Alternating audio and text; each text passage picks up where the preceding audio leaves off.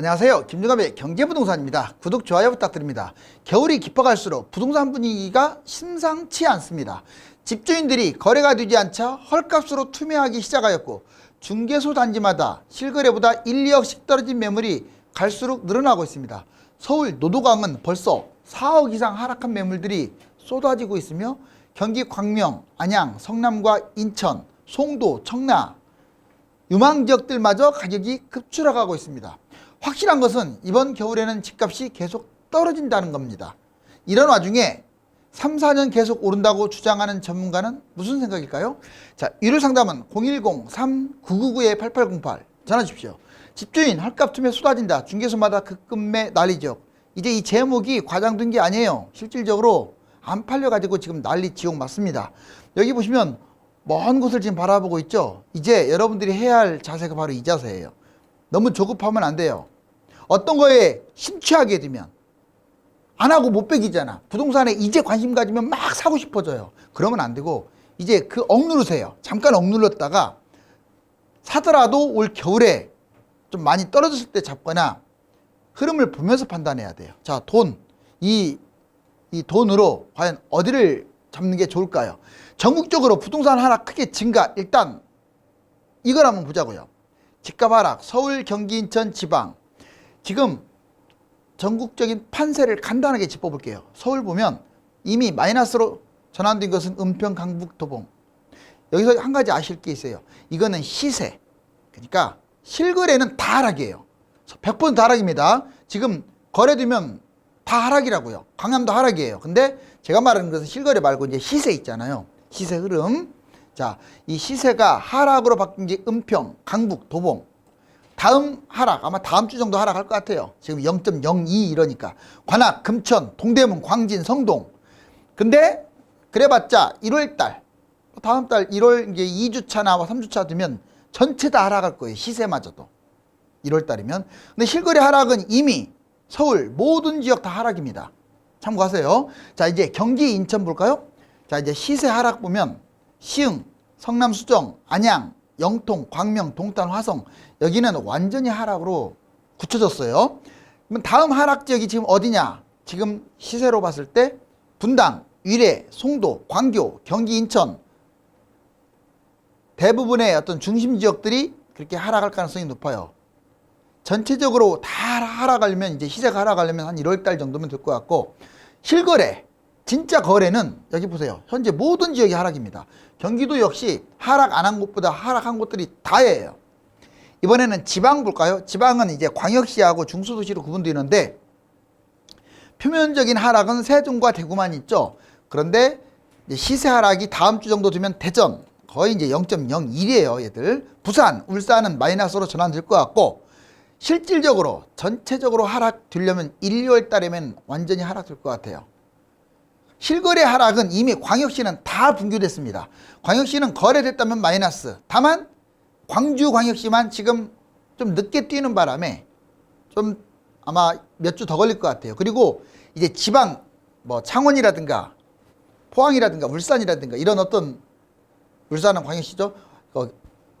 창원이라든가 김해라든가 진주라든가 이런 데는 지금 약간씩 좀 더 한 2, 3주는 더 뛰지 않을까라고 예측이 돼요.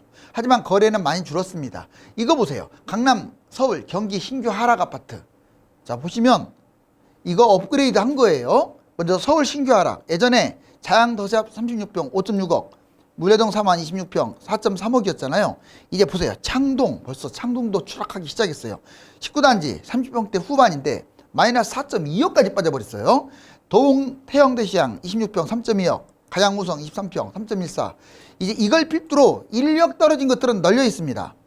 자, 그 다음에 경기, 인천 신규 하락. 뭐 인더그레에 있는 대우, 삼성 이래들은 3억씩 빠졌다고 얘기했었고 광명도 2, 3억 빠졌다고 얘기 드렸죠. 지금 계속 지금 더 추락하고 있습니다.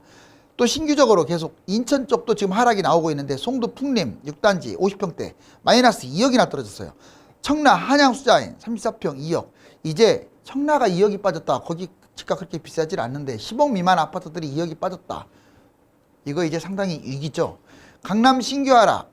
자, 청담 PH 이거 지금 22억이나 떨어졌다고 제가 얘기했었고 AID 6.7억 반포주공 1단지 3주구죠. 가락일차, 쌍용, 잠실헬스, 토국, 한라비왈디 이런 것들은 지금 마이너스 3에서 4억 4천까지 강남도 지금 추락하고 있다. 이번에 영끌 갭 투자, 특히 저는 영끌 갭 투자 지금 미워하지 않아요. 여러분들도 제 방송을 보고 있잖아요. 자, 어떻게 할 것인지 뭐 당장 하라는 건 아니지만 흐름을 좀 지켜보시다가 이거 잘 보세요. 여러분들 자녀분들이 영끌 갭 투자한 분들이 많을 거예요. 2030 하우스푸어 위기 대비책이 지금 절실합니다. 지금 편안하게 있으면 안 돼요. 자, 지금은 좀 대비책을 마련해야 돼요. 하우스푸어 속출할 판이다. 영끌 집주인들 밤잠 설친다라고 아예 환경에 나와 있잖아요. 영끌 갭 투자가 하우스푸어가 돼요. 이 하우스푸어는 글자 그대로 파산일이거나 아니면 엄청난 손실을 보거나.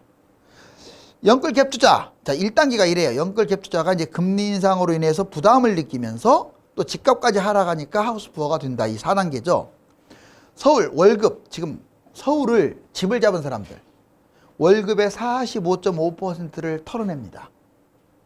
정말 반절을 원리금에 갚는다는 거 여러분들 상상이나 해보세요. 저금이 문제가 아니라 유지도 안 될 수도 있죠. 대출 원리금 무려 80%, 즉 80%가 지금 위험하다 이거예요. 월급 45.5% 쏟아내는 사람들의 2021년 2030 특히 오래 잡은 사람들이 문제죠. 약 45% 영끌을 했고 갭 투자도 무려 40%. 갭 투자는 당장은 안 위험한 것처럼 보여요. 왜? 이자가 나가는 게 아니니까. 그런데 집값 폭락하면 영끌은 버티지만 갭 투자는 경매당한다고 했어요. 전세비가 없으면. 자, 그 다음 금리 인상 보실래요? 이제 이게 금리 인상 주다 보니까 지금 담보대출이 3.51이에요 현재. 신용대출은 5.16까지 올라왔습니다. 그런데 이제 변동금리는 자꾸 이제 올라간다는 얘기잖아요. 금리가 변하니까 75.5%나 받았고요. 내년의 예상은 담보가 4%대로, 그 다음에 신용은 6%까지 이렇게 치솟을 가능성이 높다. 그리고 이게 문제가 장기간 약 10년 이상 가는 가능성이 높아요. 왜? 집값이 떨어지고 회복하려면 시간이 많이 걸려요. 자, 집값 알아볼래요? 전국 집값 거품이 최대치고 2에서 3년 20에서 70%, 기본적으로 50% 떨어진다고 생각하고 전략을 짜야 돼요. 자, 하락 기간하고 가격 회복 기간을 따졌더니 서울은 10년이 걸렸어요. 이거 저번의 기준입니다. 예전에 2006, 7년이 꼭지였거든요. 그걸 기준으로 서울은 2015, 16 이렇게 본격적으로 뛰었으니까 회복하는데 2016, 17 이때 회복을 했기 때문에 거의 10년 걸렸고, 수도권은 20년부터 뛰었기 때문에 거의 13년이 걸렸어요. 이 동안에 이자 갚느라고 볼륨 못 뽑고, 만약 전세가 추락하면 못 버티잖아요. 이게 1, 2년 하락하는 게 아니에요, 여러분들. 회복까지 하려면 진짜 기간이 길어. 이렇게 되다 보니까 하우스푸어가 생겨요. 보세요. 2006년, 7년에 3040, 그때도 하우스푸어가 3040이었어요. 자, 150만 호나 됩니다. 여러분들 150만 호. 이번에는 거의 300만 정도로 예측을 하는데 장기간 손실, 즉 경매를 당할 수도 있어요. 적절한 시점에 여러분들이 해야 할 일은 지금 팔라고 막 무조건 말은 하지 않을게요. 내년에 봐서 이게 하방 쪽이 확실하다 그러면 그때 손해보더라도 좀 미리 던지는 게 어떨까. 내년 흐름 보고. 자, 집값 전망, 이게 가관입니다. 집값 전망. 기관하고 전문가 약 80%가 앞으로도 오른다라고 합니다. 특히 내년은 오른다. 거기서도 50% 이상은 2, 3년 동안 계속 오른다. 이게 틀렸다고 할 수는 없어요. 조건이 있습니다. 제가 이따 조건을 얘기해 줄게요. 어떤 조건이 성립되면 2, 3년이 올라가는지. 자, 먼저 A안은 이제 지금부터 쭉 빠진다. 내년 계속 빠진다 이 말이에요. 한 3, 4년 동안. 대세 하락이다. 왜? 금리 인상하고 대출 제한, 이미 매수 심리가 회복하기 힘들 것 같다. 집값 거품이 또 너무 많아서 매수할 수 있는 능력도 부족해. 여력이 부족하기 때문에 당연히 떨어질 수밖에 없다. 더군다나 이제 올해부터 계속 분양을 했잖아요. 분양 200만 채 계속 이어질 것이고, 다주택 매물, 법인 매물이 약 800만 채가 계속 튀어나올 수밖에 없는데, 또 이 인구가 20년부터 감소돼 가지고 앞으로 3, 4년이면 더 심각해질 텐데 무슨 집값이 뛰느냐. 바로 이 여러 가지가 상당히 설득력이 있죠. 그런데 저는 이거 40% 정도로 보고 밑에 한 50% 정도, 폭등은 아니에요. 내년에 뛴다고 해서 마지막을 한 10%로 저는 생각을 해요. 그런데 한번 볼까요? 이제 내년 또 여름에 뛰었다가 하락한다. 이게 올 겨울은 떨어지는 건 맞아요. 한 1, 2월까지는 떨어지는데 대선 이후부터 내년 겨울 직전까지 또 올라갈 것이다. 이게 상승 후 하락인데 3월 대선 6월 지자체 선거 때문에 자꾸 이렇게 좀 호재라든가 집값 상승 쪽에 공약을 지금 내걸고 있잖아요. 그러니까 올라갈 것이다. 2016년에서 2021년 무려 지금 6년째, 자, 6년째 여름만 되면 폭등했어요. 진짜 그래요. 그러니까 대책이 8월 8일, 802 대책, 831 대책, 918 대책, 이런 식으로 8월, 9월, 10월에 왜 대책이 많냐? 여름에 폭등을 해서 그런 거예요. 여기 보세요. 올해도 여름에 폭등할 가능성이 있다는 거예요. 여름에. 이거 가볍게 보시면 안 되겠죠? 코로나가 잡히지 않을 것 같아요. 아이러니하게 코로나가 잡혀야만이 집값 떨어져요. 알았어요?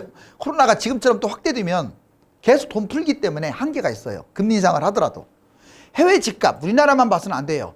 안타깝지만 우리나라는 좀 일찍 집값이 뛰었어. 근데 해외는 코로나 이후에 급작스럽게 뛰었는데 얘들이 뛰면 우리나라 또 따라갈 가능성이 있어요. 그리고 입주 물량이 부족한 것도 내년까지는 조금 불리한 건 사실이에요. 그래서 내년은 좀 올랐다 뛰지 않을까. 그래봤자 거의 저는 반반 가까이 보고요. 결국은 내년에 폭락적으로 갑니다. 내년에 뛰어봤자 얼마나 뛰겠어요? 그런데 이 C 보세요. C. 2025년까지 지속. 앞으로 3년까지도 올라갈 수 있다. 저는 가능성은 낮게 보는데 1번이 성립되면 또 올라갑니다. 제가 이거 방송한 지 한 3년 됐는데 1, 2년 동안 계속 문재인 정부 비판했습니다. 저는 야당 성향이라서 비판한 게 아니에요. 물론 여러 가지 이슈가 있었어요. 코로나도 있고 여러 가지 때문에 집값이 뛴 건 맞지만 본인이 집값 잡을 수 있는 그 카드가 엄청 많은데 안 했던 거예요. 그러면 그 카드가 뭐냐 보여드릴게요. 새 정부가 이제 여당이 되든 야당이 되든 새 정부가 문통처럼 집값 잡을 의지가 없으면 또 올라가요. 이게 제일 중요해요. 이게 말로만 잡는다고 하고 뒷구녕에서는 집값 끌어올리고 세금 때문에, 경제 성장 때문에, 소비 진작 때문에. 자, 두 번째, 코로나로 인해서 유동자금이 계속 넘쳐나고 해외 집값이 올라가게 되면 연동해서 또 올라갈 수도 있어요. 입주도 부족하다. 임대차법, 전세 폭등. 이것도 좀 불리한 요건이 내년에 올라간다는 이유는 내년 7월 달에 임대차법. 괜히 이거 만들어가지고 전세 또 올라갈 확률이 커요. 다만 다 뛰는 게 아니라 좀 양극화될 가능성이 커요. 서울이나 강남은 좀 더 올라가고 경기도나 특히 지방 같은 경우는 이제 더 떨어지는 이럴 수가 있다. 여기서 가장 중요한 게 새로운 정부가 집값 떨어뜨릴 의지. 그러면 그거의 핵심이 뭔 줄 아세요? 일단 이거부터 보고요. 자, 이거 도표로 만들어 봤더니 A 보세요. 자, 이렇게 2021년 겨울 2~5년간 대세 하락. 이렇게 쭉 현재가 여기야. 동그라미 친데 변곡점이죠. 이렇게 쭉 내려가 가지고 22년에서 26년까지 빠지는 건데 이게 한 40% 된다고 했어요. 뭐 좋아요. 두 번째, 내년 잠깐 뛰었다가 한 4월부터 뛰었다가 한 10월까지 이렇게 올라갈까요? 여름에 폭등하면? 왜? 22년 상승 후에 23년 대세 하락이라고 했죠. 대선도 있고 뭐 전세값 상승도 할 것 같고 여러 가지로. 그렇지만 결국 떨어질 거예요. 2023년 26년까지 얘나 얘는 비슷해요. 얘가 한 50% 정도? 그런데 이 변곡점에서 C 올라간다. 계속 올라간다. 이 건도 나옵니다. 자, 왜 그게 이렇게 계속 올라간다는 얘기가 나오냐. 그거를 확실하게 잡기 위해서는 이 두 가지를 해야 돼요. 그 두 가지가 뭘까요? 1번이 뭘까요? 바로 갭 투자를 잡아야 돼요. 전세 끼고 하는 투자를 지금처럼 방치하면 아무리 금리 인상을 하더라도요. 100% 불씨를 껐다고 할 수가 없어요. 지금까지 집값이 올라간 것은 갭 투자 때문에 올라간 거예요. 아셨어요? 뭐 저금리, 뭐 유동자금, 그건 다음 문제예요. 우리나라만 갖고 있는 이 전세 끼고 하는 투자를 잡지를 않았어요. 안 잡았잖아요. 갭 투자 허용했잖아요. 그 다음에 다주택, 법인, 자, 집을 여러 개 잡는 걸 방치했어요. 자, 여러분들 지방 가가지고 그 1억도 안 되는 거 막 수십 개씩 잡는 거 여러분들이 더 잘 알잖아요. 그거 가만 놔뒀잖아요. 정부에서. 지금도 놔두잖아요. 그런 거 못하게 해야죠. 즉 다주택이나 법인이 싹쓸이 하는 걸 방지해야 돼요. 즉 다주택자들 보유세 엄청 때려버려야 돼요. 그거 못하게 하고. 갭 투자 잡아야 돼요. 이것만 하면 잡힙니다. 근데 새로운 정부가 또 그거 안 하게 되면 또 올라갈 수 있어요. 자, GTX 신축 호재도 삼킨 하락세, 대출 금리 타격. 근데 제가 보기에는 안 잡을 수 없을 거예요. 우리나라 거품이 집값이 세계 2위인데 이랬다가 금융위기 터지려고. 자, 은평구, 도봉구, 강북구 쭉 보겠습니다. 여기 보시면 마이너스로 완전히 전환. 시흥, 안양, 동안구, 광명, 성남, 수정구 완전 마이너스. 시세가 마이너스고 제가 아까 그랬죠. 실거래는 다 마이너스라고. 시세만 이제 시세가 늦게 따라가거든요. 여기 보시면 치솟던 청라, 송도 보니까 풍림아이온. 여기 실제로 근거 보여드릴게요. 16억 14억. 그 다음에 송도 더샵 센트럴시티 8억 2천 7억 5천. 그 다음에 연수구 송도, 자 베르디움 더 퍼스트 9억 7천이 8억 8천. 청라도 청라 29블럭 호반 베르디움 8억 7천이 7억 6천. 다 1억 이상씩 빠지고 있죠. 청라 국제금융단지 한양수자인 이거 보시니까 10억 5천, 이게 8억 6천, 거의 2억 가까이 빠졌죠. 자, 실거래가 떨어진 서울도 이렇게 지금 많게는 3억부터 2억까지 서울 경기도가 이렇게 빠졌다고요. 자, 이제 서울 외곽부터 집값 내림세 매물이 쌓이는데 전반적으로 시세를 봤더니 지금 계속 내려오고 있잖아요. 서울이든 전국이든 수도권이든 비슷하잖아요. 아예 급추락이네. 0.04, 0.05야. 시세가 완전히 마이너스로 가는 데는 1월 달 정도 된다고 했죠. 근데 실제 거래, 그러니까 여러분들이 지금 살려고 하면 신고가보다 다 낮은 거래로 거래할 수 있어요. 왜? 이미 실거래는 다 마이너스예요. 자, 이제 경기도도 보니까 여기 보니까 시흥, 성남, 수정, 안양, 동안, 수원, 영동, 광명, 화성 다 지금 마이너스. 그리고 서울도 은평, 강북, 도봉 파란 색깔 칠해졌죠. 금천, 관악도 별로 안 좋고. 이게 지금 실거래가 지수 여기 보세요. 다 마이너스라고 써 있잖아요. 여기 아파트 실거래와 변동률 다 떨어졌다 이거예요. 그것도 0.00이 아니라 0.46, 0.50, 0.91 이건 아주 많이 빠진 거예요. 자, 그 다음에 신용대출, 주택담보대출 금리와 내년 대출 한도, 가계대출 금리 추이 보세요. 신용대출 보니까 지금 11월 달 현재 5.16이고, 자, 주택담보대출이 3.51이고, 이거 내년 가면 얘는 4%대로 가고, 얘는 6%로 갑니다. 살인적이죠. 내년 5대 은행, 자, 올해 42조 원을 허용했다면 내년에는 31조만 허용해요. 대출이. 그러니까 내년에 대출 더 빡세게 더 못 받을 가능성이 높다 이거예요. 자, 이번에 주택 공급 물량 추이와 입주 물량 이거 참 재밌어요. 자, 물론 이거 예상이긴 하지만 자, 2020, 21년, 22년 이거 지금 계속 이게 평균 30만 정도면 적당한데 다 높아요. 이렇게. 그리고 22년만이 아니라 23년 이렇게 돼요. 이렇게. 왜? 3기 신도시 택지지구가 계속 분양을 하니까. 지방도 많이 합니다. 200만 가구 분양하려면 쭉 올라가야 하잖아요. 그런데 여기 보세요. 자, 입주 물량은 2021년까지 보니까 이게 바닥이야. 꼭 상승론자 또는 언론에서는 2021년까지만 보여줘요. 23, 24 안 보여줘요. 왜? 입주 물량 적으니까 집값 폭등한다고 이렇게 집값 띄우려고요. 그런데 보세요. 얘들이 이렇게 이제 분양을 하면 얘들 어떻게 되겠어요? 제가 보기에는 22년부터 올라갑니다. 이렇게. 얘처럼 이렇게 올라갈 수밖에 없죠? 왜? 분양을 하니까. 그걸 보여줘야지. 이제 입주 물량은 내년까지예요. 입주 물량이 부족한 것. 집값과 노동자 임금 추이. 자, 여러분 보세요. 자, 2017년에 3천만 원이었던 노동자 임금 3,400만 원으로 올랐어요. 21년. 자, 5년 동안 거의 500만 원밖에 안 올라갔는데 여기 보세요. 집값 6.2억이 10.9억. 이게 뭡니까? 자, 집값은 6, 7억이 뛰었어요. 500만 원 저금해가지고 뭐 다 저금해도 택도 없겠죠. 1억도 저금이 안 되겠죠.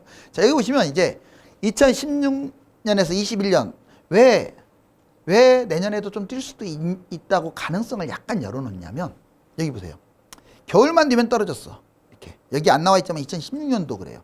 그런데 네모박스 이렇게 빨간색 치는 게 이게 올라갔잖아요. 이렇게. 이게 바로 여름에 뛰었다는 거예요. 여름에. 자, 지금 여름만 되면 이렇게 다 올라왔어요. 이렇게. 규칙적이죠. 상당히. 자, 이제 전문가, 주요 기관의 부동산 전망 및 내재 마련 적기. 그래서 집값 안 떨어진다. 앞으로 5, 6년간 더 간다. 이 전문가 120명을 대상으로 해서 이거 쳐보면 그대로 떠요. 이 사람들 내가 보기에는 골이 좀 빈 것 같아요. 내 집 마련 적기는 언제로 보냐. 자, 내년 1분기. 즉 내년 1월, 2월, 3월, 4월 달이 가장 바닥일 가능성이 저도 그래요. 1월, 2월, 3월, 4월이 1년만 넣고 보면 내년이 바닥일 것 같아요. 그리고 여름에 조금 더 올라갈 가능성은 있어요. 그렇지만 크게 본다면 3, 4, 5년 후가 바닥입니다. 게임이 안 돼요. 올 겨울하고. 그래서 그건 여러분들이 판단을 해야 돼요. 그리고 여기 보니까 뭐 내년이 다 이렇게 많아요. 내년 잡아라. 그리고 23년에 잡아도 된다. 이런 식으로. 그러니까 이렇게 한국건설산업연구원, 주택산업연구원, 대한건설정책연구원 다 매매시장 2%, 많게는 5% 뛴다고 하죠, 여기. 정부조차도 5% 뛴다고 지금 그 예산 잡았잖아요.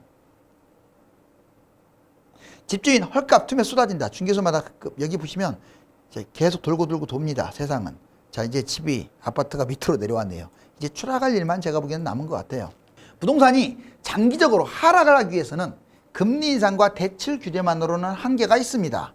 지금처럼 갭투자, 다주택자, 법인들의 투기성 매매를 확실하게 잡아야만 대세 하락이 확실하게 진행됩니다. 감사합니다.